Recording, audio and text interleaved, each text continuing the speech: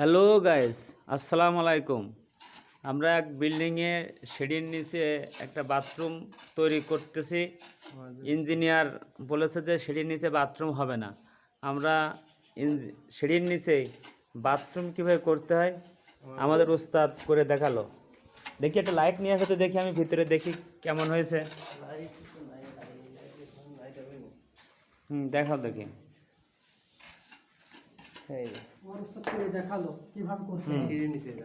দেখুন, আমরা এই যে সিঁড়ির নিচে সিঁড়ির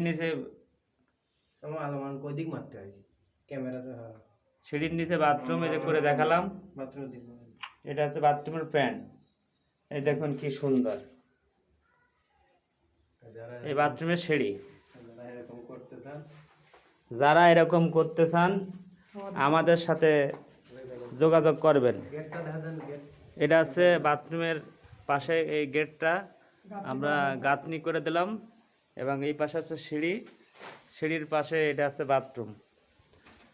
আমার ওস্তাদ সামনে আসুন দেখি।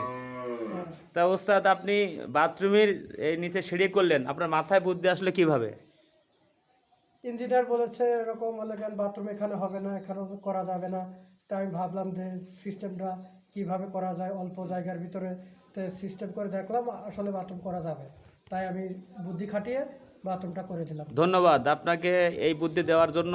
এবং যাদের বাড়িতে করা হলো তারা এই জিনিসটা দেখে খুব খুশি হলো। আমার ওস্তাদকে আরও ধন্যবাদ। যারা বাথরুম করতে চান আমার স্ক্রিনে নাম্বার দেওয়া থাকবে, এই নাম্বারে যোগাযোগ করবেন। আমরা এভাবে করে দিতে পারবো সবাইকে।